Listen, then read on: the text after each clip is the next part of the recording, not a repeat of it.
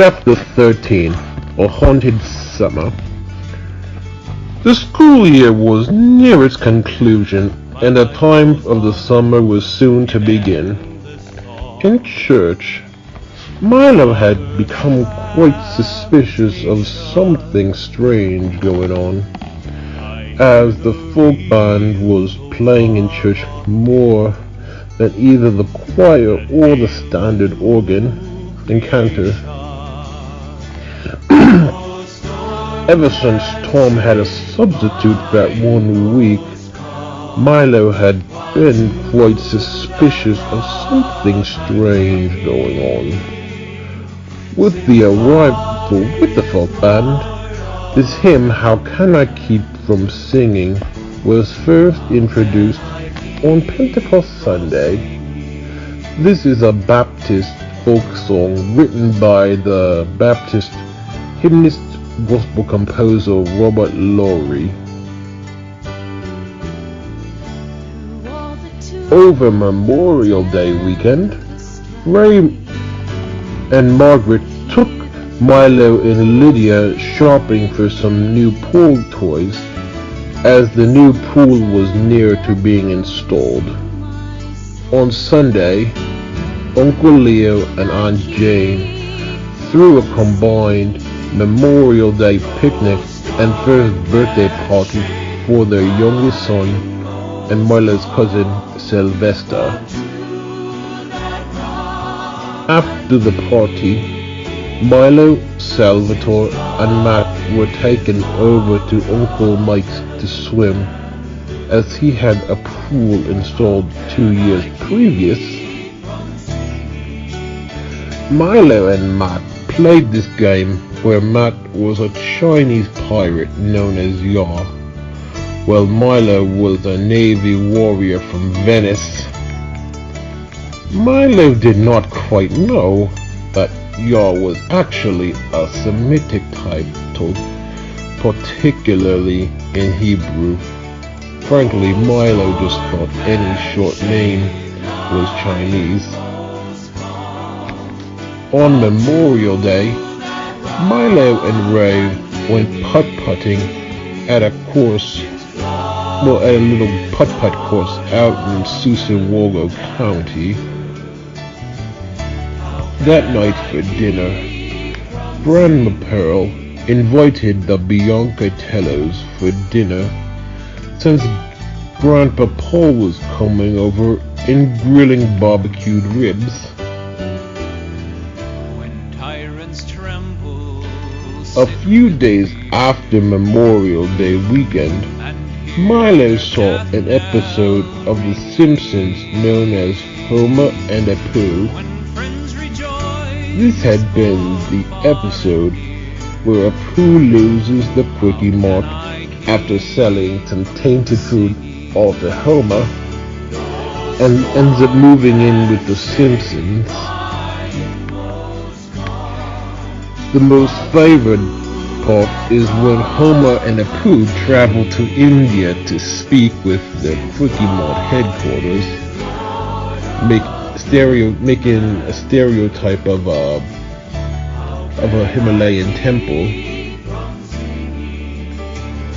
which is located in India, and Homer wastes all their questions asking if this guy is really the Quickie Mart master, and tells them, "I hope your trip has been enlightening. Thank you, come again." And then Apu strangles Homer for that one. On Friday, Milo got to sample a game at school known as Where in Time is Carmen Sandiego, and he had to buy it. Milo used some Easter money. The next Saturday, after buying the game, Margaret and Milo ran into Aunt Michelle and Salvatore at Wendy's for lunch. Aunt Michelle invited them to lunch at Wendy's, and Margaret, in return, invited Salvatore to Milo's school picnic. This year, Milo had been looking quite forward to the school picnic, as he was looking forward to seeing his friends outside of the school grounds. That afternoon, Milo installed the game and got up to the level that took place in ancient Rome. Later in the afternoon, Ray and Milo went back out to putt-putt for another game. Now this level in ancient Rome had greatly fascinated Milo. I'm not sure why. Hey there, pilot. The Kobold's Reef. With the Kobold's victory over the Troll's offspring, they had been elevated to a high status of honor. The whole town of Londinium built a war memorial outside the headquarters to honor those who had fallen in battle and acknowledge those who had fought. Unfortunately, the Kobold warriors were greatly troubled and had not felt like they succeeded at their mission. The Kobolds had wanted to build a path from Londinium to this mysterious land with the beautiful temple they got a tiny mere glimpse at. Oftentimes, the Kobolds would go on the roof where they would try to get a glimpse of this land beyond the mountain, but with little success, as the reflection just for some reason just disappeared. Why it reflected that one time, the Kobolds just did not know. In one of the offices, there was a water bowl that had been a gift from the Piedmontese Kobolds that would show them of things to come. A few Kobolds had seen a horrible vision of this ugly hook instead of a hand shaking the earth, causing calamity after calamity. The only place the Kobold could find any consolation was on the roof of the headquarters, where they could see the the far-off region beyond the mountains that gave them some hope. For the most part, the Kobolds had been utterly melancholy and quite anxious over the prospect of seeing their land shaken. Yet the fidelity of the dance had kept them from shaking. The Kobolds remembered how they were rescued from the compound, the flood of cleansing on Londinium, deliverance from the shadows, and the victory over the Trolls. Over the season, the Kobolds had little time even to return to the garden, as they had been very busy with work at the headquarters. At times, the Kobolds remembered that respite they had when delivered from the governor and able to be back with their people in the glorious gardens. The beginning of summer, as it was, the Alpha 5 program would come to its conclusion, and it would be time for Milo and Lydia to return to their old sports summer camp at the sports hall. Now that Milo knew two different facilities, he had noticed that this summer camp never felt quite friendly and warm like Alpha Phi had. In fact, the summer camp was known to be quite authoritarian. Unfortunately, Milo and Lydia had to start their first day of summer vacation at this camp. Within the first few days, Milo found himself missing his friends from school and the counselors at Alpha Phi. Milo then started to develop more interest in The Simpsons and became quite committed to seeing the show every night that it was on television. Frankly, this was one show Milo never wanted to miss. During the second and third days of summer vacation, the swimming pool was being installed at the Biancatellos.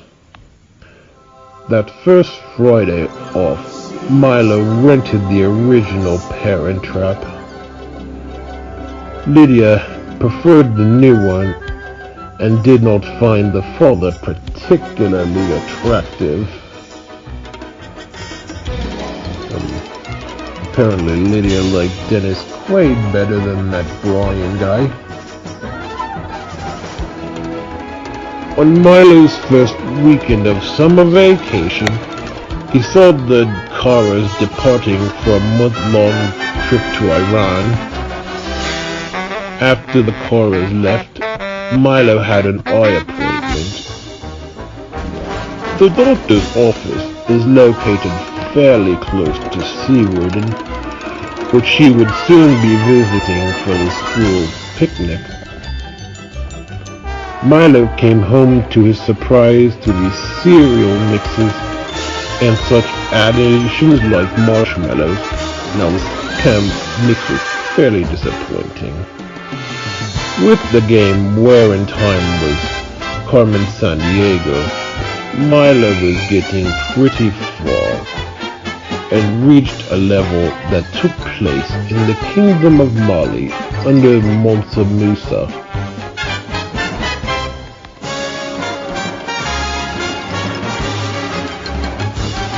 That afternoon, Aunt Diane hosted Rory's graduation party. The whole family was in attendance along with Rory's girlfriend Lauren, his father Uncle Tom, Uncle Otavio's parents Dora and Juan, and Aunt Diane's friends, like people she grew up with. After the party, the cousins came over to swim in the pool for the first time. By this time, the pool was not fully set up, as a permanent ladder had not yet arrived. On Sunday morning, the Biancatellos went to church, and to Milo's relief, the music was the choir with Tom playing the organ. For the past few weeks, Milo had noticed that the morning masses all had the folk band. That afternoon, Milo went to a baseball game in a luxury box that Uncle Mike got through his work. By that afternoon, Milo had already been anticipating his soon trip to Seawarden for the school picnic. That summer, Milo had some more Orientalist tendencies, which after Easter had gone from the Far East to the Middle East. Milo had gone to the Marco Polo level in Where in Time is Carmen Sandiego, in which a pseudo-Chinese melody known as Dragon and Phoenix was on the level with Marco Polo and Kublai Khan. The game Where in Time is Carmen Sandiego reminded Milo quite a bit of the game show Where in the World is Carmen Sandiego, which when he was small reminded him of Seawarden and Soaktown when Marilyn took him there for the kids' school picnics. On the Monday before the school picnic, Milo and Lydia had to go back to the sports hall. Luckily that evening, Margaret took the kids to Dairy Queen for dinner. Milo thought he saw Father Sobeski, but did not believe it was him, as he did not know that priests did not have to wear their clerical collar all the time. That Tuesday came time for the school picnic. As was the tradition, Margaret took the kids and Grandma Pearl along with the school picnics, as Ray never came due to working. On the way to the school picnic, Milo and Salvatore were talking about that Simpson episode, Homer and Apu. Milo felt like he was on some great adventure into some undiscovered Oriental lands. Milo was still thinking about the summer 2 years ago when he saw the episode of Rupert that took place in China before going to that school picnic.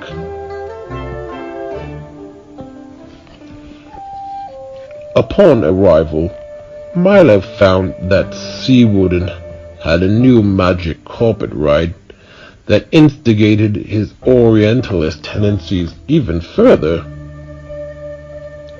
That day, Milo kept thinking this ride was called the Apu after thinking about the Simpson episode too long. Now Milo mistaken the monkey Abu from Aladdin with Apu from The Simpsons. Frankly, Milo loved this ride. Unfortunately, they couldn't go to Soap Town due to the weather not cooperating quite well. At about mid-afternoon, Margaret let Salvatore pick the activities as he needed to leave early for a baseball game in a luxury box. Salvatore had picked carnival games as the last activity for the hour. Now Milo was not too thrilled, as he preferred the rides, but Salvatore had never been quite the ride type. Unfortunately, the Biancatellos did not go to Soap Town. I already mentioned that, didn't I? That Wednesday, Emma started to babysit Milo and Lydia during the day, which gave them a break from that sports hall.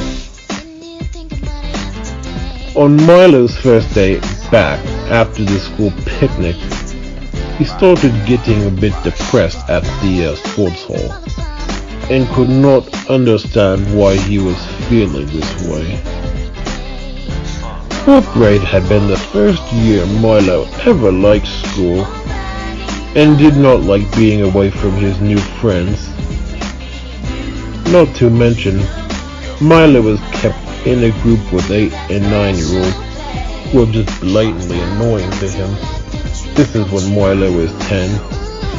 However, the camp counselor kept Milo with the 8 and 9-year-old groups, as the authorities thought that the 10 and 13 group would be a bit too much for him.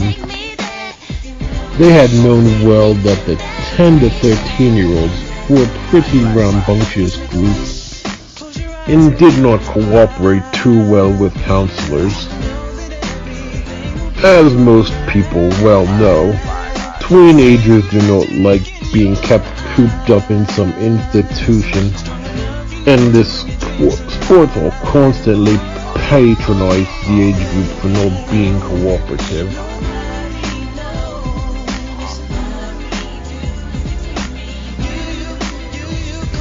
Melendo's guilt.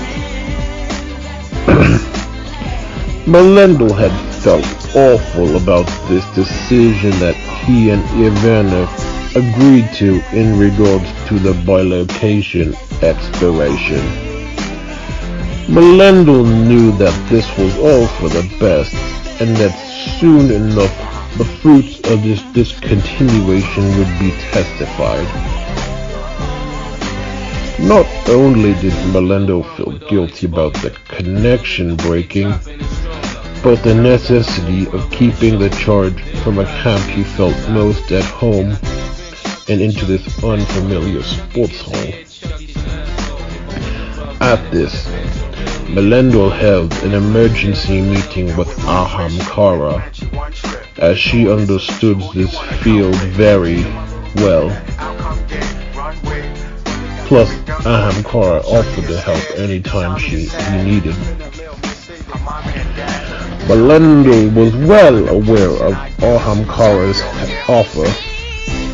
Ahamkara broke the dark prognosis on what happens when a connection just disappears, and how this sense of disconnection will decay into utter nihilism, and the end stage will be that the dance will be utterly forgotten as mere child's play.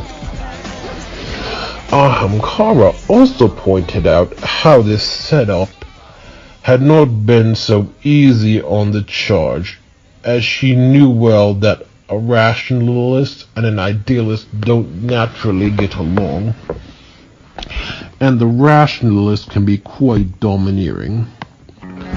Ahamkara then reminded Melendel of what happened when his charge started school and felt stuck in some sterile environment. Melendel looked back and saw how the charge had came a long way from 3 summers ago, never wanting to return to school, to this year missing school.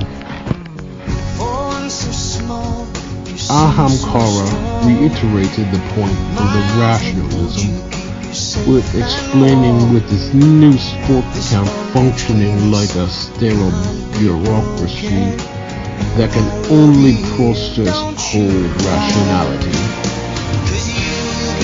Ahamkara explains that transforming a cold and sterile bureaucracy into a home is an art that can take years to accomplish. Melendel understood exactly what Ahamkara was talking about when looking at his charges past in relation to school. At this, Melendel summons Alfie and Theodore to his assistance. Alfie suggests that the charge needs to be cared for and treated with loving compassion, while Theodore suggests the charge gets a solid and powerful foundation for absolute certainty. Both Theodore and Alfie had some disagreement and needed some diplomatic help. Melendel remembered Susan the diplomat from the 3rd Anagrammatron Order. Melendel knew that Susan had been quite successful in assisting 2 disagreeing parties in coming to an uncompromised agreement.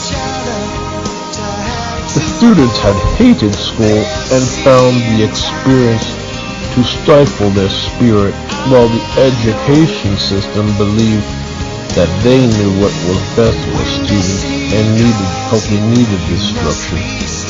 This agreement Susan forged had worked wonders, where both the student spirit was not crushed, but could still work with the school systems. Susan had arrived and assisted Alfie and Theodore to coming to a deal. Alfie felt that Theodore's suggestions were a bit direct and insensitive, while Theodore saw Alfie's suggestions as quarrelsome and inefficient. Susan forged an agreement where Theodore's suggestion of firmness and Alfie's suggestion of compassion be implemented in an uncompromising and effective way. The one last thing that Melendel requested was that the charge's heritage be always remembered. This was not going to be done in a direct way or anything that would resurrect memories of the bilocation and would be far past oriented, like the seer had spoke of as once upon a dream. Plus, Belendo knew quite well that the connection had such deep roots that no tumult or storm could have any effect.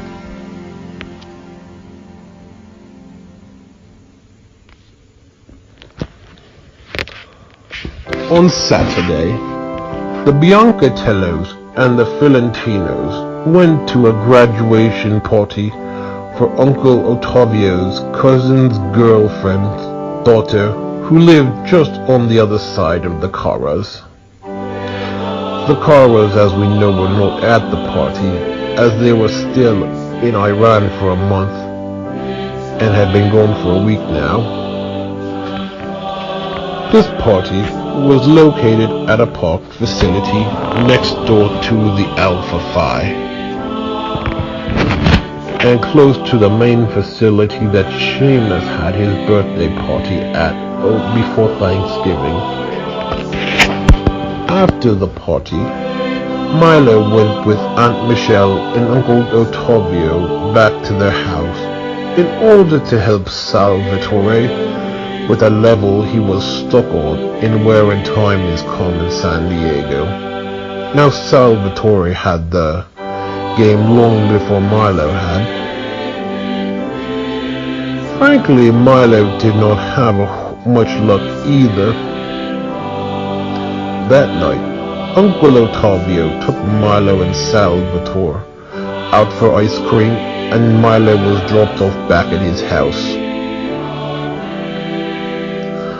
On Sunday, Wilma was the cantor at Mass. What Milo had not known was that this would be Wilma's last week.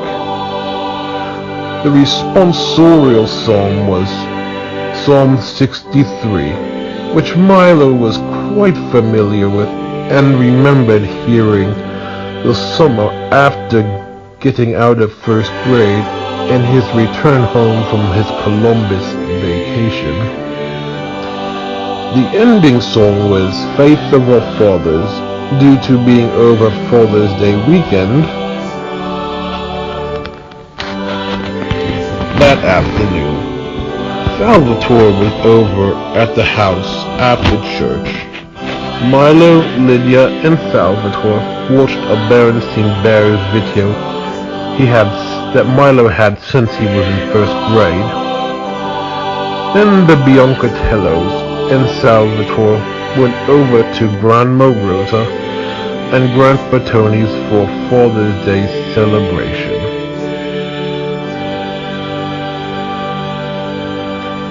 That Wednesday, Milo was a day away from going on a camping trip with some friends when he had been over at Aunt Jane's. Over that week, Emma was on vacation with her family, and they did not want to go to the sports hall. At this time, Samantha was only 4 years old, and Eustace was 6. And as we recall, Sylvester just turned a year old. At the house, Milo had been outside playing with Eustace when he came inside to find Samantha finishing the ending scene of The Little Mermaid. The scene Samantha was on was where Ursula accidentally killed Flotsam and Jetsam and calling them her poor little poopsies. What really then haunted Milo was the scene known as the happy ending. This had even haunted Milo in a more severe way than any Simpson episode ever had. Milo was especially haunted by the scene in which Ariel hugged Triton and telling him that she loved him. This made Milo really not want to go on the camping trip. When Ray and Margaret got home, they had Eustace and Samantha over for a Taco Bell picnic and swimming.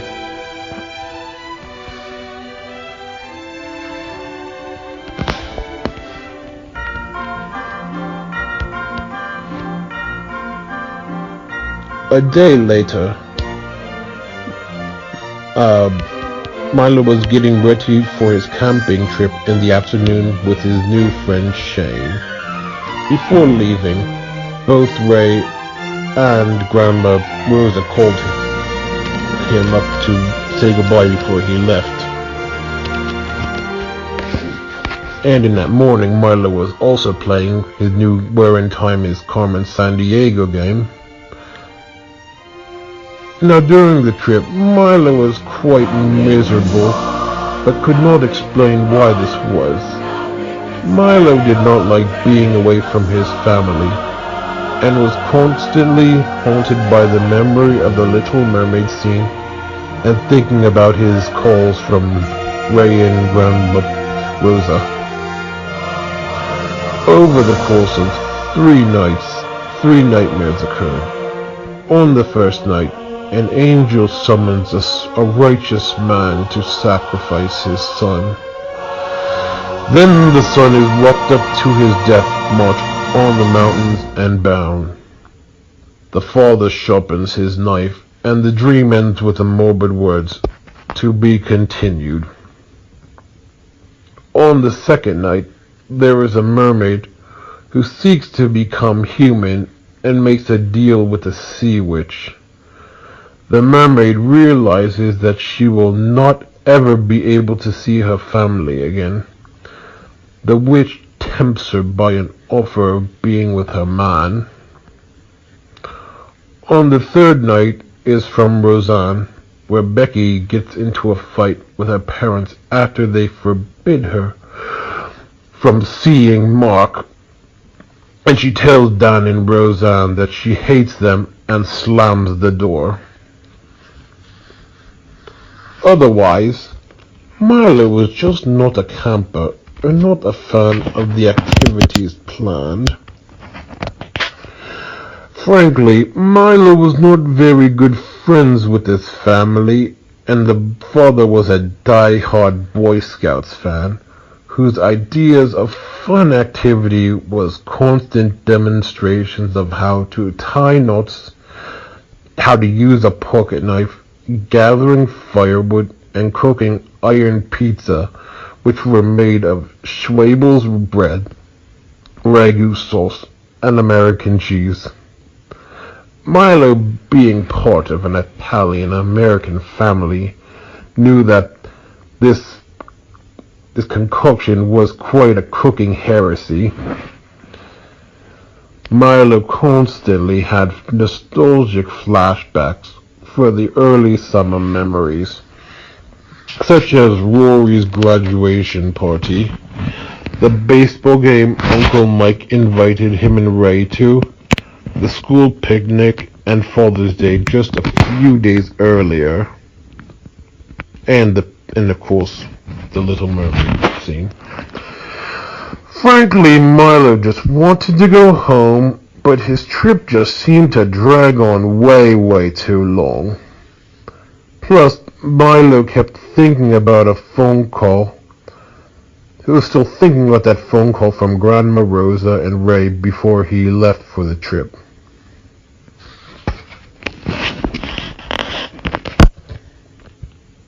Mountain Misgivings in Piedmontis. With the kobolds working so much at the headquarters, they had very little chance to return to the gardens of Piedmontis. By this time, the kobolds were getting very homesick and started developing a fear of what lay beyond the mountains. The kobolds, Yoshiahu, had this sense that there is no point in return if they ever crossed over the lands beyond the mountains. Yoshiahu feared that going into these lands meant that the kobolds may have to sacrifice their loyalties to Piedmontis and their people in Spartustica. Limad's stance was that the Forrester clan needs to get over their past if they want to progress in the future.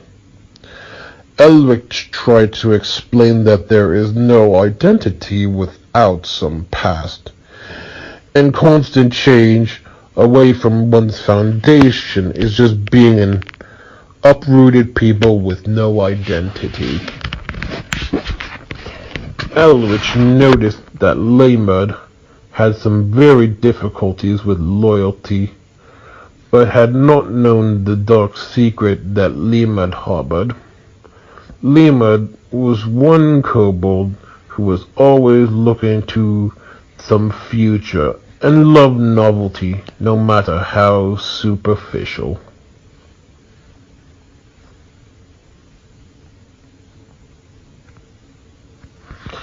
The flashback and 4th of July. When Milo returned from his camping trip, he immediately went to church at noon with his family. Now this was the only time ever that they would ever go to church so late on Sunday. The Fiorentinos strangely also attended Mass at that time, which had been highly uncommon for them. Milo came to church to hear Tom playing the piano. Now Tom rarely used the piano in church, let alone for the pre-mass music. Tom had always used the pipe organ in church, except for the previous summer. Milo started to suspect something quite strange was going on. The opening hymn that day was the hymn Gather Us In. The responsorial psalm sung was Psalm 145, I Will Praise Your Name, which reminded Milo of the Little Mermaid song, Part of Your World.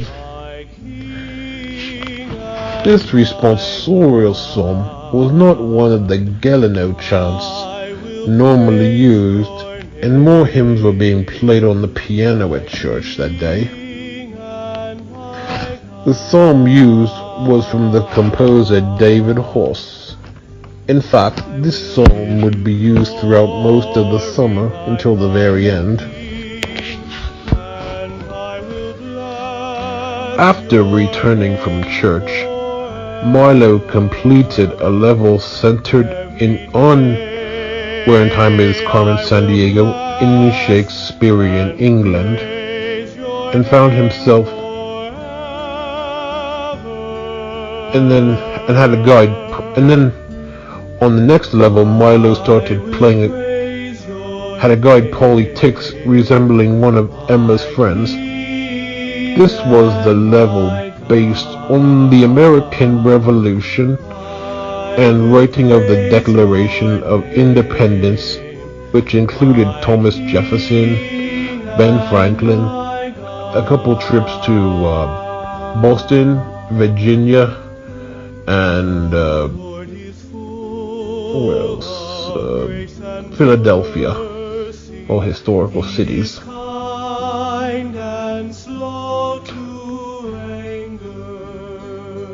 Now, frankly, Milo was quite happy to be home, but still kind of haunted about what happened over the trip. That night, Milo watched the movie Tiny Toons Adventure: How I Spent My Summer Vacation. This was a silly movie telling of the Toons' summer vacation, such as Daffy Duck going on a miserable road trip with Porky Pig's family, only to go on one ride at the amusement park and just leave. Bugs and Babs were on a boat ride, and Bugs tells Babs that she reminds him of Maury Amsterdam. In fact, this movie gained popularity during the summer of 1992 and even had a reference to The Little Mermaid.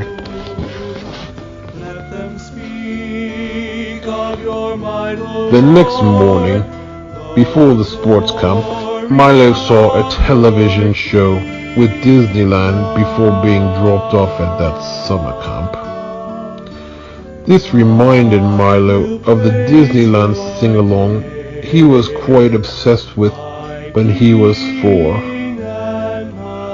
That day at the sports hall, there was another girl who resembled another friend of Emma's. Both politics from the game and the girl at the sports camp had reminded Milo of friends he remembered seeing at Emma's birthday parties from when he was a small child. As it was, Emma would be babysitting Milo and Lydia that Wednesday, much to his excitement. Milo also remembered that Uncle Mike was throwing a 4th of July party that Sunday, which even made him more excited. Then Milo's group watched a movie in a room with some Mickey Mouse pictures. For Milo, this created more flashbacks to Disney when he had just turned 4 and Uncle Mike babysat him while Margaret and Ray were shopping for a new car. Milo also remembered when Emma showed him her bedroom. As for the week, Milo was looking forward to the party and going to this house that brought back such pleasant flashbacks. That week, things had been much better at the sports hall, since they had a more easygoing counselor that week.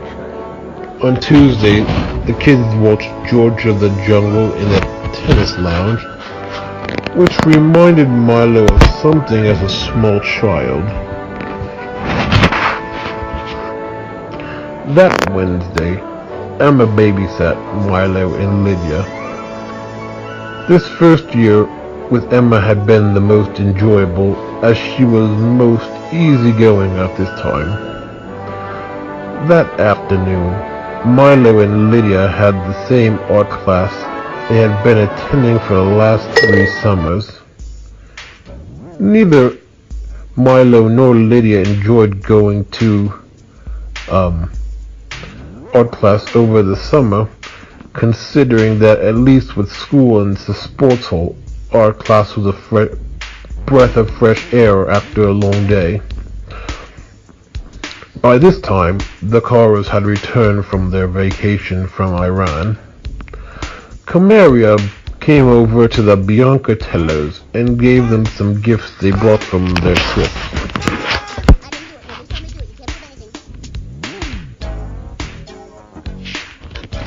The 4th of July weekend was quite enjoyable for Milo, as he got away from the sports hall for a few days and was happy to be at the party.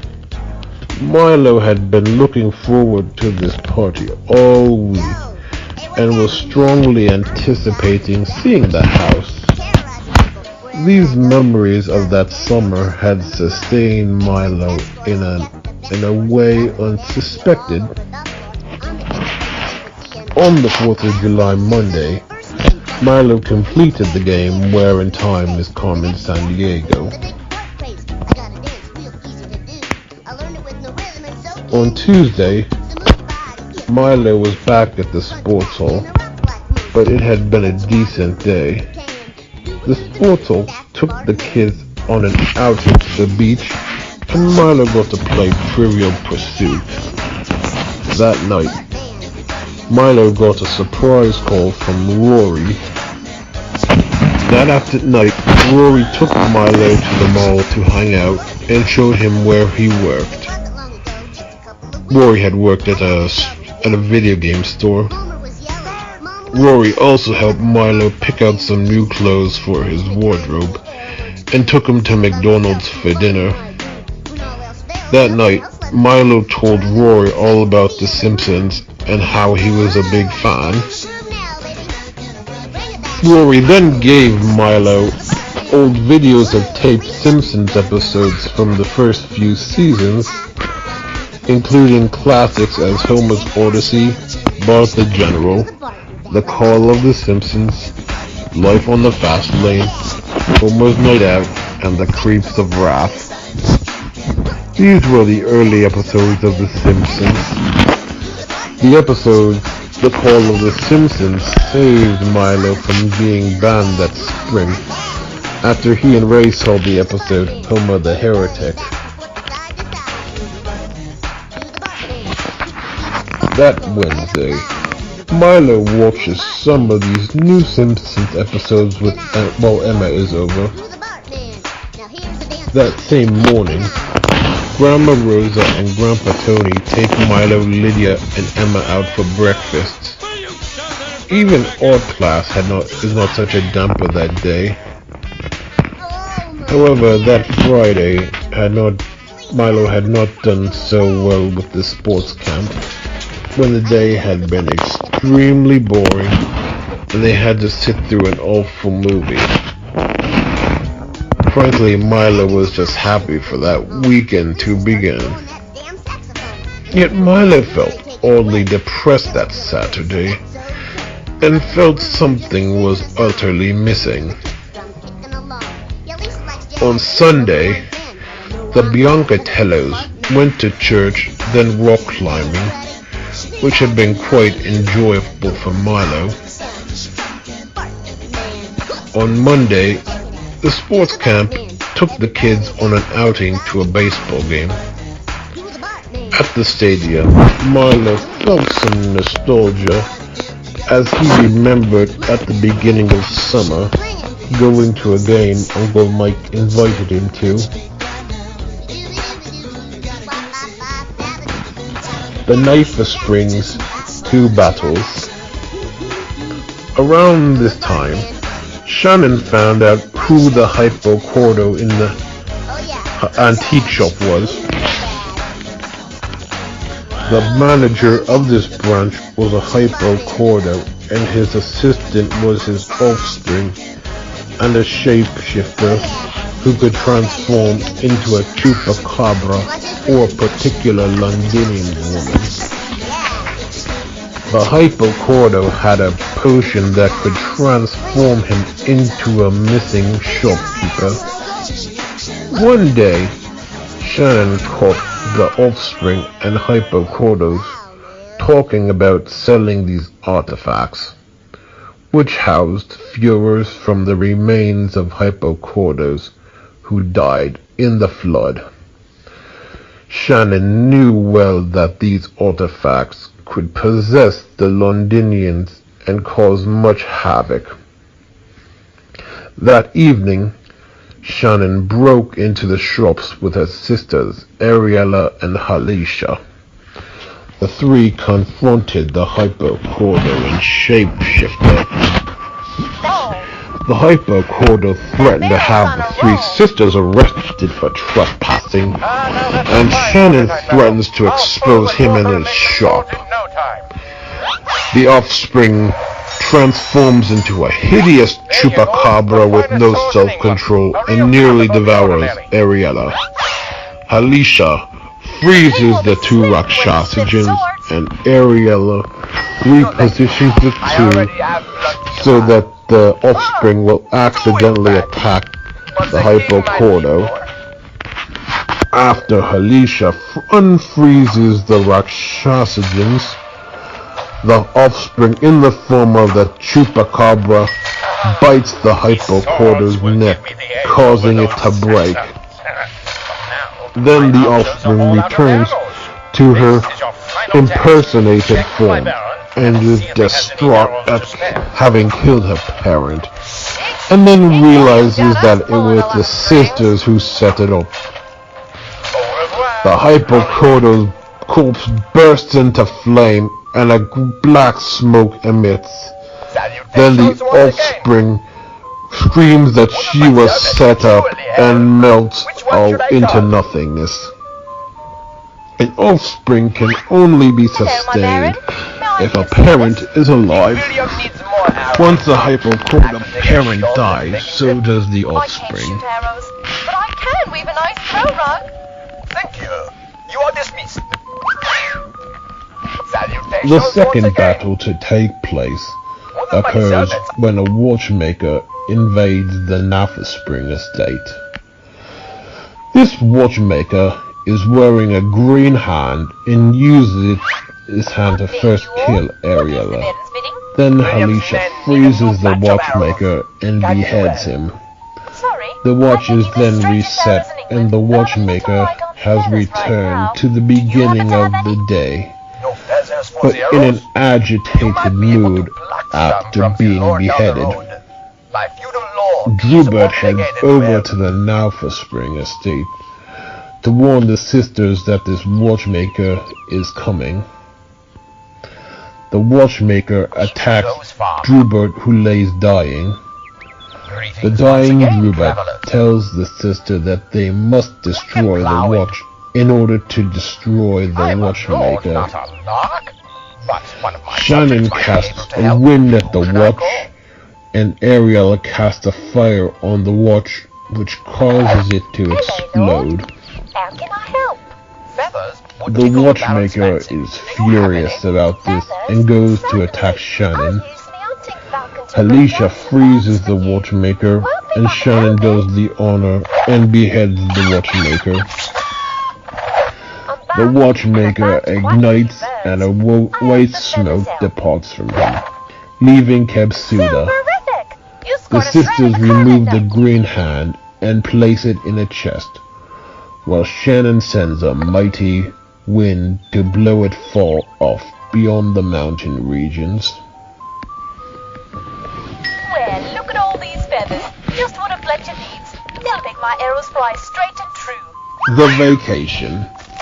During that summer, the song I Want It That Way from the Backstreet Boys came out.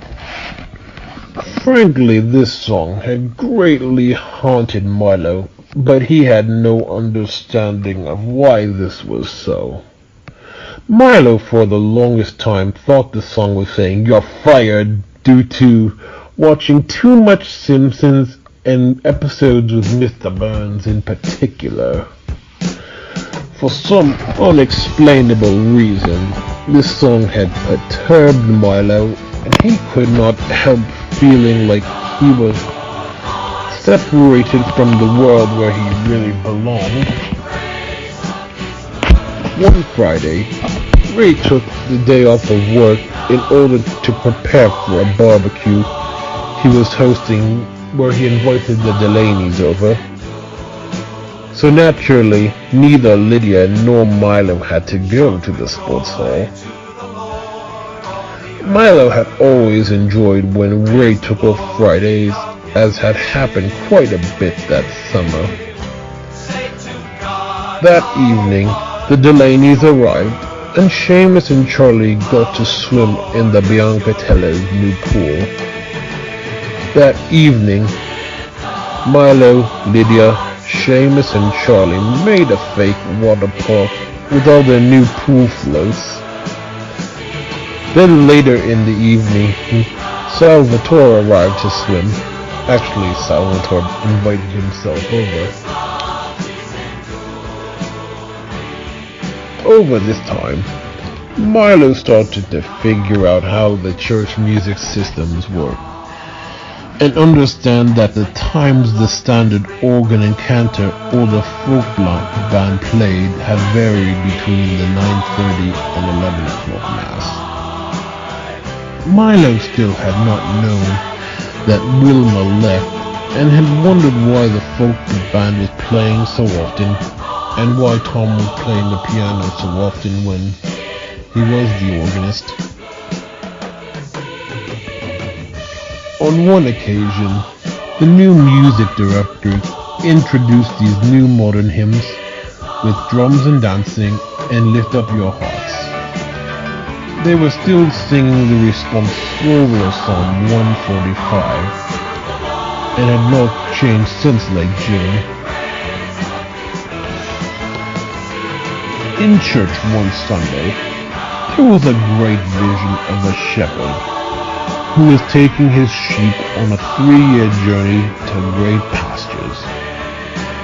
Many other shepherds knew of this shepherd's kindness and greatness, and many bowed down in reverence when he traveled by.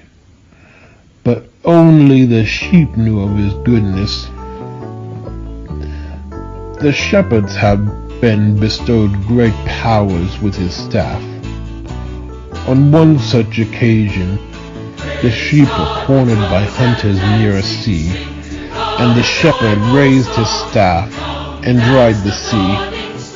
At this, the shepherds led the sheep through the seabed and into safety away from the hunter. Other shepherds were amazed and went to see these works. The sheep knew well of the shepherd's compassion and fidelity. The sheep recounted on so many occasions that they had fallen and the shepherds had carried these sheep. The sheep trust the shepherd was so strong that even through traveling in tumultuous places, they never feared nor felt led to the slaughter.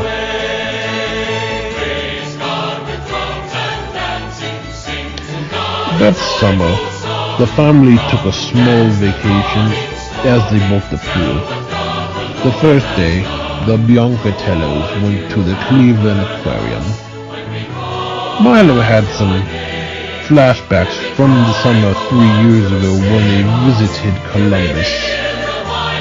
Now Milo wanted to visit Cleveland as he heard of a fudge shop from a counselor at Alpha Phi. This trip to Cleveland also reminded Milo of an episode from The Simpsons known as Two Bad Neighbors, as he had seen the episode 3 summers ago while on vacation in Columbus. All summer, Milo had wanted to see that episode in the very worst way. On the second day, Ray and Milo went out golfing. Milo had proved to be a mediocre golfer at best. The golf course had reminded Milo of a medieval English farm after playing a level on Where Carmen Sandiego that took place during the siege of King William. At this time, the Middle Ages became another fascination for Milo, as Eastern cultures had, probably because they were quite as mystical as the Eastern cultures seemed. As most people know, well, the Middle Ages is a common setting for much Western fantasy.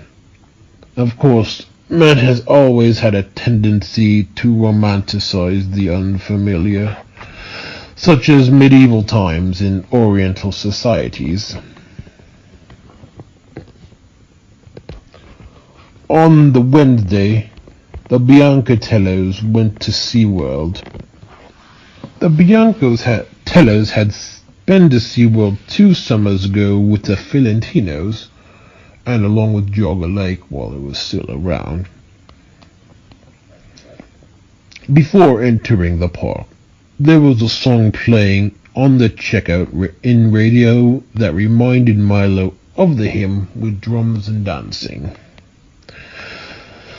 As for that trip, it was similar to the trip from 2 summers ago, but it could never compare with Milo's school picnic at SeaWoden. Over that time, Milo had often had nostalgia when thinking about when summer began. On Thursday, Ray went out golfing and Margaret took Milo and Lydia to the zoo. The zoo had added a new African Sahel exhibit which made it possible to get close to cheetahs. Then on Saturday night, the Biancatellos went to church. Tom was the organist that night, but had played the piano, and the hymns being used were hymns that the folk band normally sung. Frankly, Milo did not mind this, as he liked the new hymns such as With Drums and Dancing.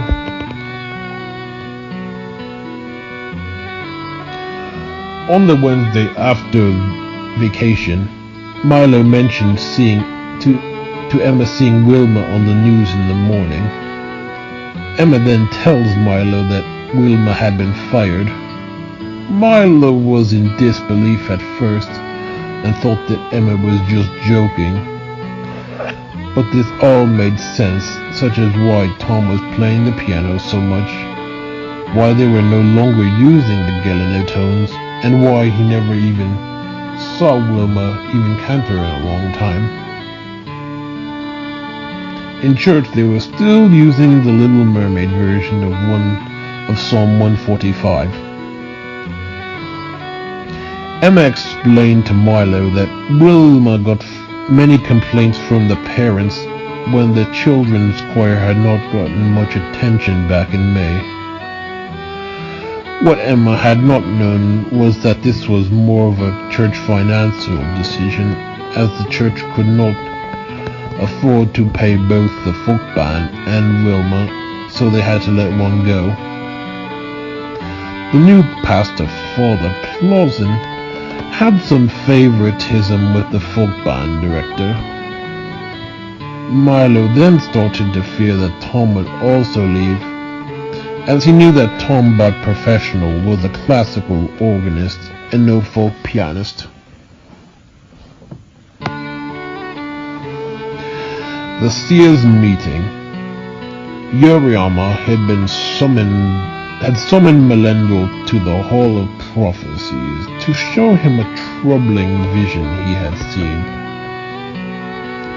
The vision was of a great river with two buildings on different sides of the river. On the one side is a middle-class town, while on the other side is a beautiful Haveli. There had been a great bridge joining these two lands. Naturally, these two cities had their difference, but still had much fear of each other. There are two ambassador families, one for each place. One family on the side of the Haveli is in a state of feud with the middle class side, and greatly pressures the ambassador to sever ties with the middle-class city across the river, or they would be branded as traitors. After the ambassador gave in to pressure, the Haveli town is off limits to the middle-class town. Then a group of industrialists invade the middle-class town and blow up the bridge. These industrialists build a nasty factory that declines the property value of the neighborhood and turns it into a great dump. Then the town turns into a ghetto. The industrialists tell the residents that life is as they know it is over and that they need to grow up. The residents were subject to pointless labor, as this was the only way they could get by. The ambassador family was even more disheartened and became quite embittered with the industrialists. They were not even sure to be angry or to feel pity for the residents for working for these industrialists. Melendel, after the vision ends, Melendel starts to get quite offended about this and shouts that he did what he had to do and had no choice. Yoriyama explains to Melendel that this vision is not about the charges present or has anything to do with the bilocation, but had to do with the future. Melendel informs Yoriyama that he still hates what he had to do, but knows he had no choice. Yoriyama then explains that Melendel's decision is what could be the undoing of the vision he had seen. All of a sudden, Alfie shows up quite disheveled. According to Alfie, a strange djinn in a hooded dark blue cloak has been following the charge around. Yuriyama asks Alfie if he was an old man with a walking stick. Alfie confirms this. Yuriyama explained that this djinn is not dangerous, but only accompanies people. Alfie asked who he was, and Yuriyama explained that he would find out very soon. Alfie explains that there is something quite creepy about this djinn, and Yuriyama explains that people only fear this figure over what he represents.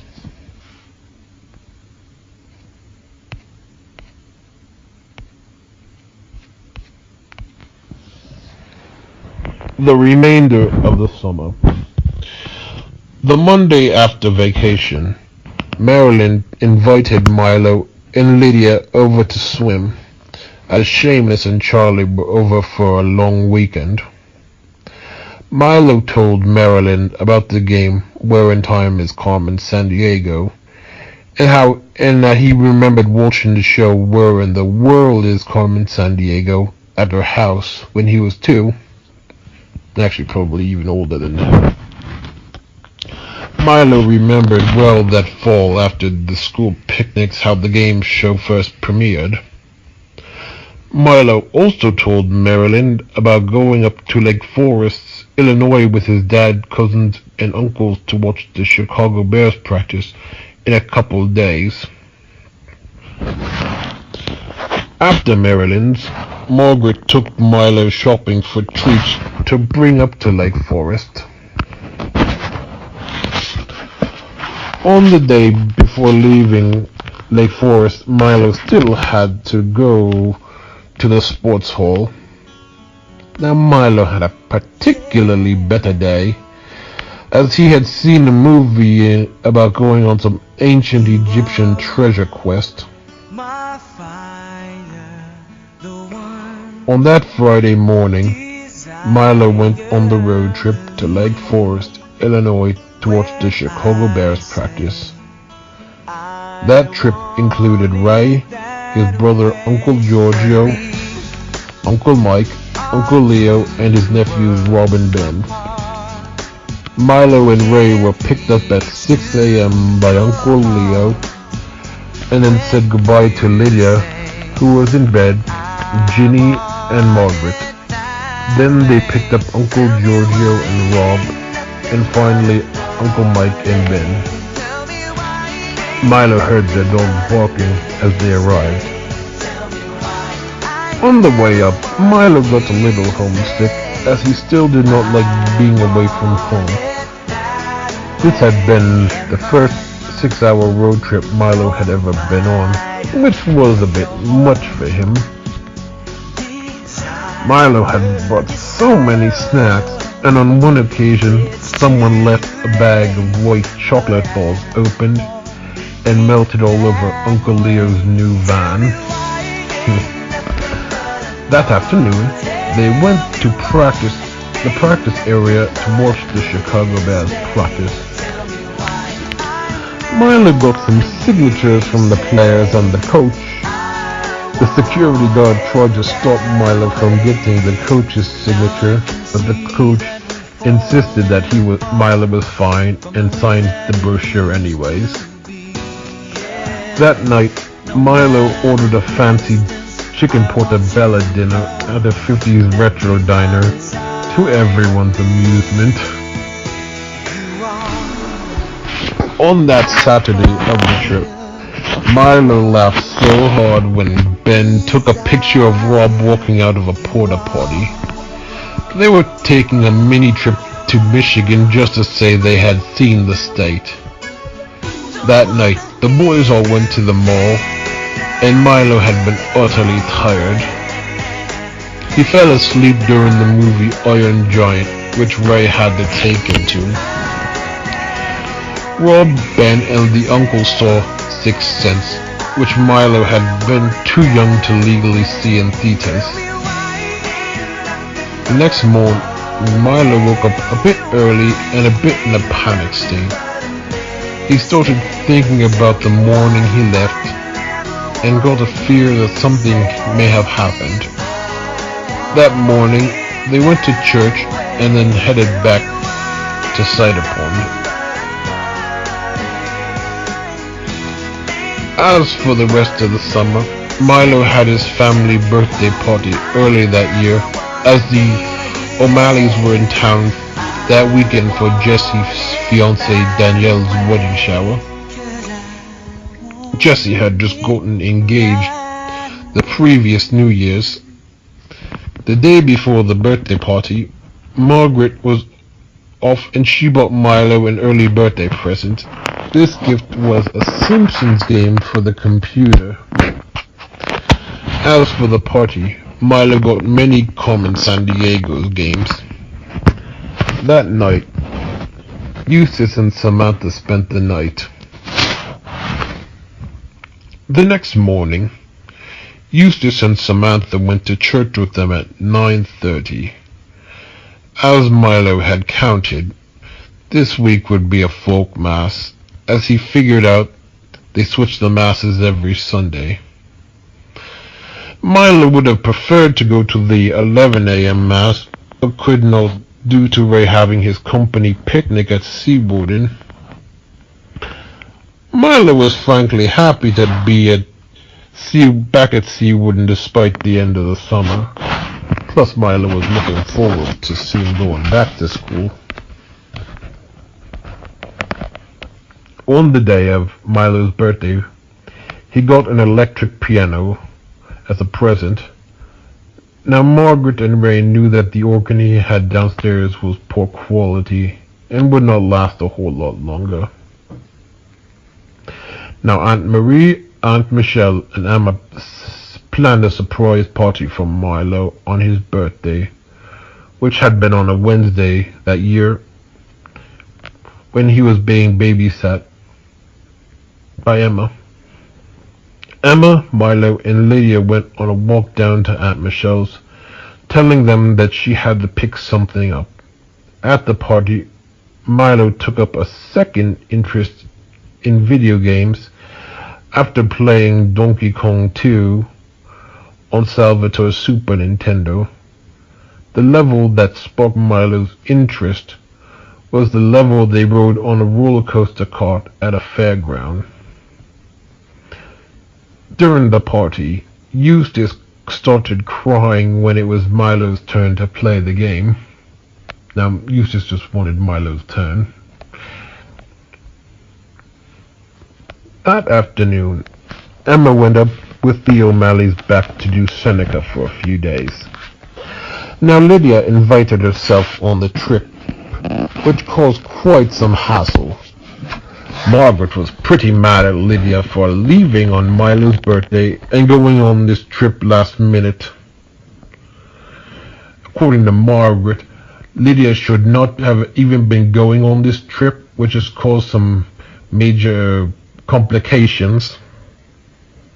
Lydia got a little choked out when she found that she would be gone before Ray got home. As it was, Ray and Margaret went out for dinner at Red Lobster for Milo's birthday, while the O'Malleys ordered a sour pizza. The next day, Milo had to return to the sports hall and was pretty angry about this, as Lydia was on a trip to New Seneca with Aunt Marie when she had not planned this trip. Then the Filantinos were going to Stadler, Ohio to see the Lord's Shrine. Milo felt like he was the only one stuck at the sports hall while everyone else was doing fun things, especially on his birthday week. This is often the case where people think the grass is greener on the other side.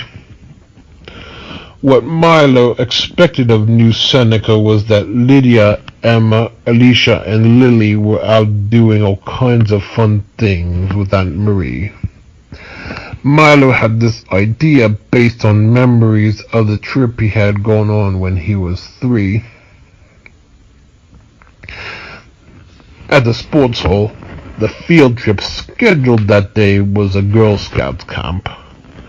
Milo had been to this camp before and frankly hated it the last time he was there. Milo got the option to stay back and took this offer. During that day, Milo started fantasizing about the upcoming school year and imagined all these new possibilities once he gets out of the sports hall. Now, Ray had not been too happy with Milo for staying back. Ray thought Milo should have been a team player and just gone along with the trip even if he didn't like it, and did some socializing. That night, Milo, Ray, and Margaret went out for Italian. The next Friday, Margaret was off, as Milo had a pool party planned for some school friends. That weekend, Milo had anticipated for a long time. Milo was happy to see his friends again, as he could not stand the group of little kids at his sports hall and just wanted to get back to school. The people in attendance were Travis, Clayton, Todd, Salvatore, and Shane, along with some other friends. The party had been quite fun, as this had been a pool party and Ray cooked some hamburgers on the grill.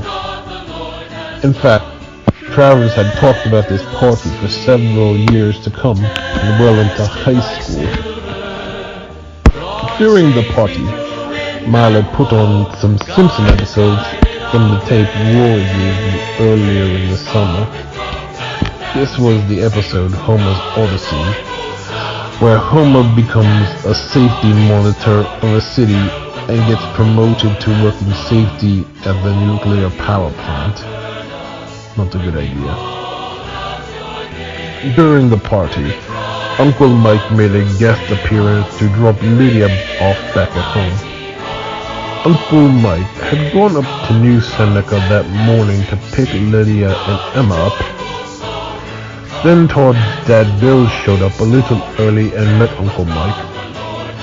That evening, Uncle Mike invited Milo, Ray, and Salvatore to another baseball game in a luxury box. The next day, Ray left early in the morning to go golfing, which left Milo, Lydia, and Margaret on their own for church. Ray had gone to this super early morning mass with no music.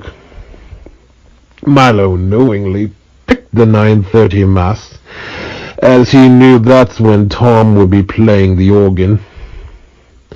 That afternoon, Milo, Lydia, and Margaret went to the pet store with Grandma Pearl to pick out a new puppy as a 60th birthday present. Grandma Pearl adopted this pup and she named him Sammy. Now this dog is the same breed as Ginny. Grandma Pearl then gave Milo some money for his birthday and he bought the game Super Mario 2, 6 golden coins. Everybody does it, even mom and dad. Around the same time, Ray started giving Margaret a hard time about buying Grandma Pearl this gift in the first place. Another occurrence of Milo having a flashback was a week later near the end of the summer with the Simpson episode. Simpsons Califragilisticexpialidocious. This is a Mary Poppins parody where the Simpsons get a nanny known as Sherry Bobbins. This episode had been a repeat from the 8th season, which had the song Cut Every Corner, based on the song A Spoonful of Sugar from the Be Our Guest sing-along. Milo saw this episode when he had dinner over at Grandma Rosa and Grandpa Tony's, along with the Filentinos. That night when Milo got back, he found that Eustace and Samantha would be spending the night.